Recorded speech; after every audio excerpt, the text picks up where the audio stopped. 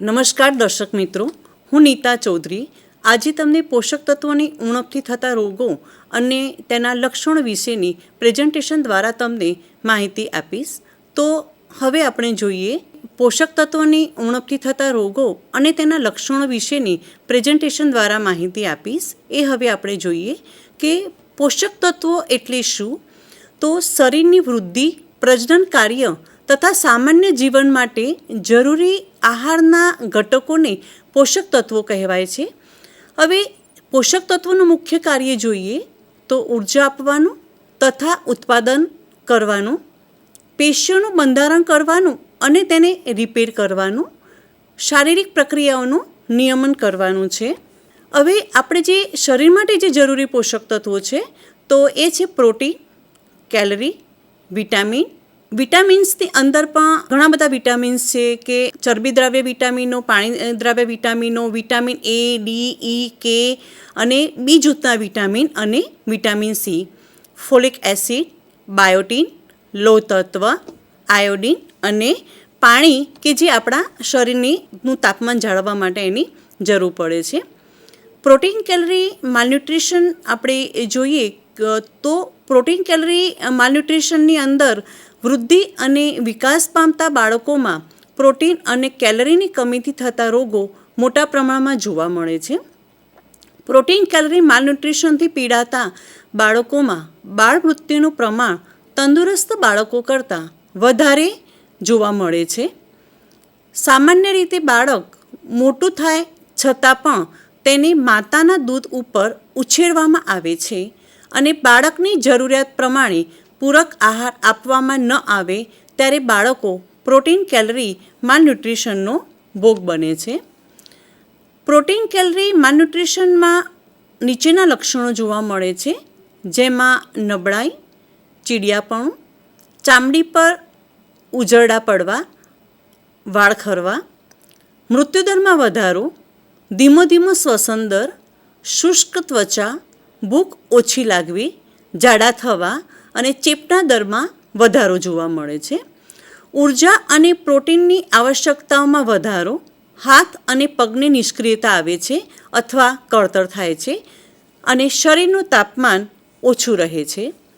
Protein calorie માલન્યુટ્રિશનની અંદર બીજો એક રોગ છે કે મેરેસ્મસ, કે જે 6 મહિનાની અને 1 વર્ષની વયની વચ્ચે જોવા મળે છે. પ્રોટીન કેલરીની ખામીથી થતો આ રોગ છે, જેમાં બાળકનું વજન ઓછું થઈ જાય છે, હાથ પગ દોડા જેવા થઈ જાય છે, ચામડી ઢીલી, કરચલીવાળી અને લબડી પડે છે અને અશક્તિ આવી જાય છે. વિટામિન્સની ઉણપથી થતા રોગો જોઈએ તો વિટામિન્સને 2 વિભાગમાં વહેંચી શકાય છે, એક ચરબીદ્રાવ્ય વિટામિન અને એક પાણીદ્રાવ્ય વિટામિન.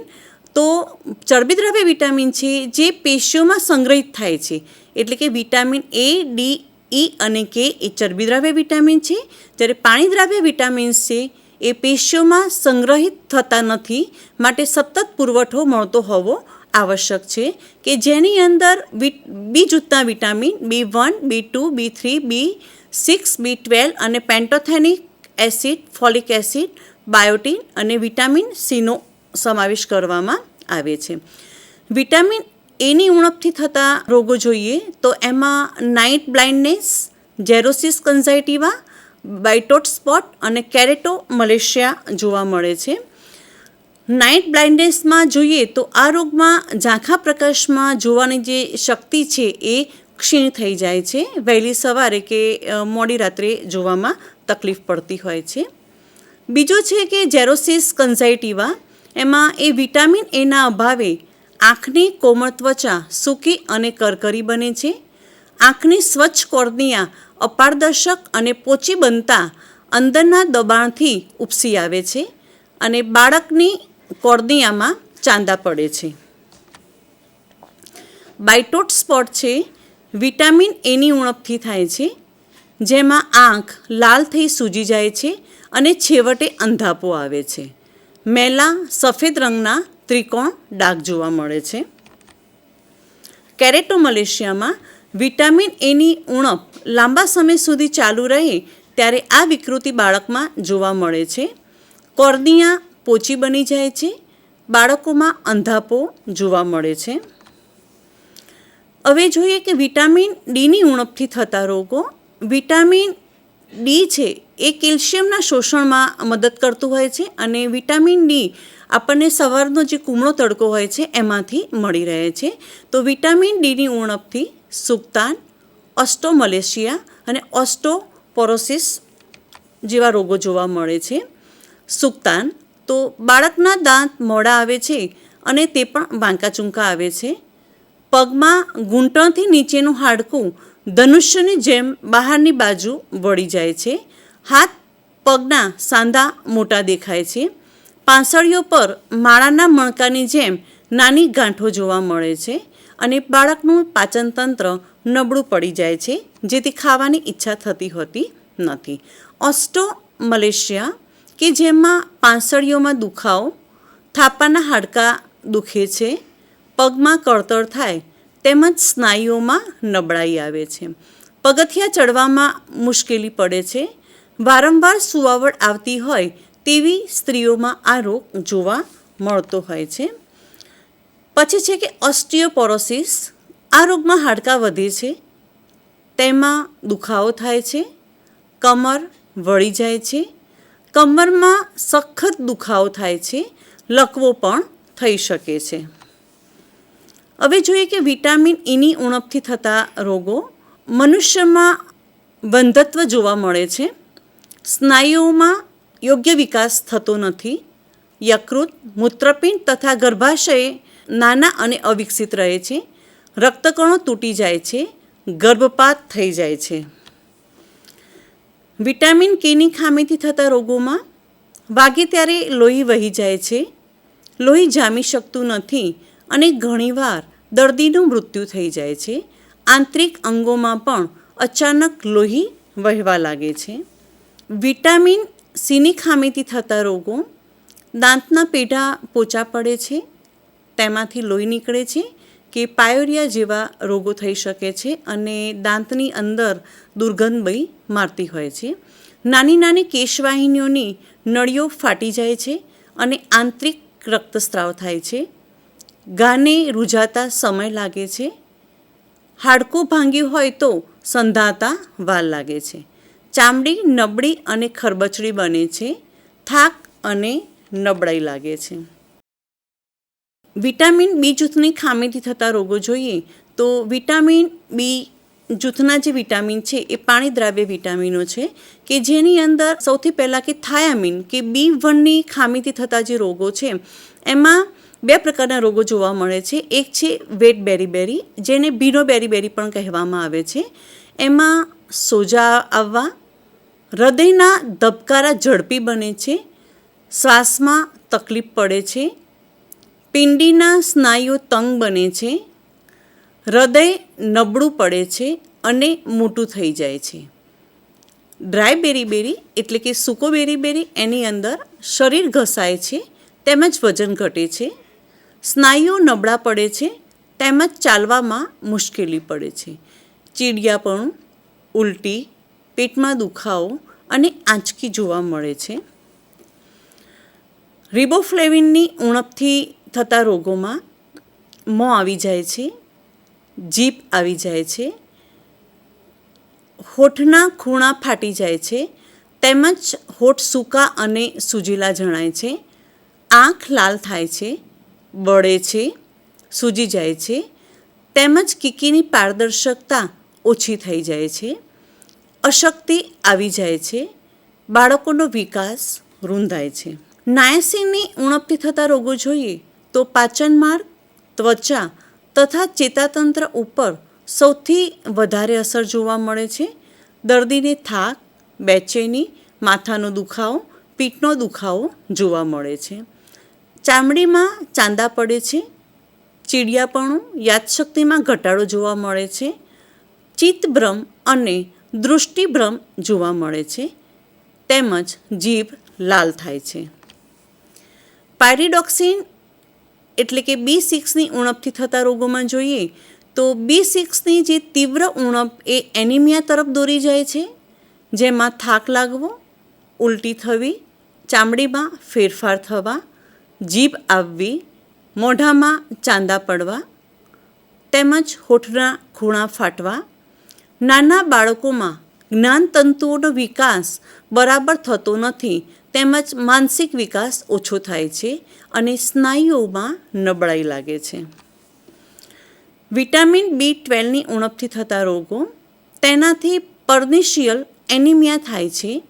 આ રોગમાં રક્તકણો પરિપક્વ થતા નથી તેમજ રક્તકણોનું આયુષ્ય ઘટે છે. આ એનિમિયામાં ત્વચા ફીકી પડે છે, ભૂખ મરી જાય છે, શ્વાસ લેવામાં તકલીફ પડે છે, ચેતાતંત્રમાં ફેરફારને કારણે ડિપ્રેશન જોવા મળે છે તેમજ પગે ખાલી ચડે છે. પેન્ટોથેનિક એસિડની ઉણપ કે જેમાં ઉબકા ઉલટી થવા, માનસિક સમતુલા ઓછી થવી, પેટમાં દુખાવો, પગમાં બળતરા થવી, પગ ખોટા પડવા, થાક લાગવો, શરીરના સ્નાયુઓ નબળા પડવા. હવે જોઈએ કે ફોલિક એસિડની ઉણપ. ફોલિક એસિડની ઉણપ જોઈએ તો એનાથી મેગાલોબ્લાસ્ટિક એનિમિયા થાય છે અને મેગાલોબ્લાસ્ટિક એનિમિયામાં નબળાઈ, થાક, માથાનો દુખાવો, છાતીમાં દાહ કે સોજો જોવા મળે છે. બાયોટિનની ઉણપ જોવા જઈએ તો જેમાં થાક લાગે છે, ભૂખનો નાશ એટલે કે ભૂખ લાગતી નથી, સ્નાયુઓમાં કળતર તેમજ વાળ ખરે છે. લોહ તત્વની ઉણપ જોઈએ કે જે મોટાભાગે કિશોરીઓમાં અને વારંવાર જે સુવાવડ આવતી હોય તેવી સ્ત્રીઓમાં જોવા મળતી હોય છે. તેનાથી એનિમિયા થાય છે. થોડું કામ કરતાં થાક લાગે છે, શ્વાસ ચડે છે, ચામડી ફીકી અને પીળાશ પડતી લાગે છે, નખ, હથેળી, ગાલ ફીકા દેખાય છે, ભૂખ ઓછી થાય છે અને પાચન તંત્ર જે છે એ નબળું પડે છે કે જેના કારણે ભૂખ લાગતી હોતી નથી. આયોડિનની ઉણપ જોવા જઈએ તો જેમાં આયોડિનની ઉણપથી ગોઈટર નામનો રોગ થાય છે જે પિક્ચરમાં તમને દેખાય છે. ગોઈટરની અંદર ખૂબ જ પરસેવો થાય છે, નાડીના ધબકારા જે છે એ વધી જાય છે, વજનમાં ઘટાડો જોવા મળે છે, આંખો બહાર ઉપસી આવે છે, સૂકા અને બરછટ વાળ જોવા મળે છે. તેથી જ આપણે જે મીઠું ખાઈએ તે આયોડિનયુક્ત મીઠું ખાવાનો હંમેશા આગ્રહ રાખવામાં આવે છે. હવે પાણીની ઉણપ જોવા જઈએ તો પાણી એ આપણા શરીર માટે ખૂબ જ જરૂરી છે. આપણે જોઈએ કે વધારે પડતું જો પાણી પીવામાં ન આવે તો ડિહાઇડ્રેશન થઈ જાય છે. ઝાડા કે ઉલટી થઈ જાય તો પણ આપણને ડિહાઇડ્રેશનની તકલીફ થઈ જતી હોય છે. ચામડી છે જે સૂકી થઈ જતી હોય છે અને પેશાબ છે એ પણ પીળો આવે છે. એટલે કે પાણીની ઉણપ થાય તો શરીરના તમામ અંગોને તેની અસર જોવા મળતી હોય છે. આ હતી એ આપણે પોષક તત્વોની ઉણપ જોઈ. તો આપણે જોઈએ કે પોષક તત્વોની જે ઉણપ છે તો એના કારણે કેટલા બધા રોગો આપણને જોવા મળે છે કે પ્રોટીન, કેલરી, માલન્યુટ્રિશનને કારણે આપણને કેવા પ્રકારના રોગો જોવા મળે છે, આપણને વિટામિન્સની ઉણપથી કેવા પ્રકારના રોગો જોવા મળે છે. વિટામિન્સની અંદર પણ ચરબીદ્રાવ્ય વિટામિન્સ A, D, E અને K અને પાણીદ્રાવ્ય વિટામિનની અંદર બધા જ બી જૂથના વિટામિનો, ફોલિક એસિડ, વિટામિન C, આ બાયોટિન, આ બધા વિટામિન જોવા મળે છે. આ ઉપરાંત મિનરલ્સ કે જે આપણા શરીરની અંદર કેટલું અગત્યનું કાર્ય કરે છે. તો આના ઉપરથી આપણે એક વસ્તુ યાદ રાખી શકીએ કે ખોરાક એ મનુષ્યની પાયાની જરૂરિયાત છે. આહાર વગર મનુષ્યનું જીવન ટકી શકતું નથી. મનુષ્યના સ્વાસ્થ્યનો આધાર તેને મળતા પોષણ ઉપર રહેલો છે અને પોષણનો આધાર એ આહાર પર રહેલો છે. સારી તંદુરસ્તીની પ્રાપ્તિ અને જાળવણી માટે આહાર એ સૌથી મહત્ત્વનું પરિબળ છે અને આપણે રોજિંદો જે આપણે આહાર લઈએ છીએ એની અંદરથી જ આપણને પોષક તત્વો મળી રહે છે. તો આપણે આજે જે પોષક તત્વોની જે ઉણપ છે તેના વિશેની આપણે માહિતી મેળવી તો આપણે જોઈએ કે જે પોષક તત્વો આપણા શરીરમાં કેટલા અગત્યના છે કે જેમાં પ્રોટીન, કેલરી, માલન્યુટ્રિશન, વિટામિન્સની અંદર આપણે જોવા જઈએ તો કેટલાક ચરબીદ્રાવ્ય વિટામિનો અને પાણીદ્રાવ્ય વિટામિનો કે ચરબીદ્રાવ્ય વિટામિનોની અંદર વિટામિન A, D અને K અને પાણીદ્રાવ્ય વિટામિનોની અંદર બધા જ બી જૂથના વિટામિનો તેમજ vitamin C, folic acid, biotin આ બધાનો એની અંદર સમાવેશ કરવામાં આવે છે. તો આપણે જોઈએ કે મનુષ્યની જે પાયાની જરૂરિયાત છે એ ખોરાક છે અને આહાર વગર મનુષ્યનું જે જીવન છે એ ટકી શકતું નથી. મનુષ્યના સ્વાસ્થ્યનો આધાર તેને મળતા પોષણ ઉપર રહેલું છે અને પોષણનો આધાર એ આહાર ઉપર રહેલો છે. સારી તંદુરસ્તીની પ્રાપ્તિ અને જાળવણી માટે આહાર સૌથી મહત્ત્વનું પરિબળ છે. તો મિત્રો, આ સાથે આપણે પોષક તત્વોની ઉણપ અને તેના લક્ષણોનું વ્યાખ્યાન પૂર્ણ કરીએ છીએ. આભાર.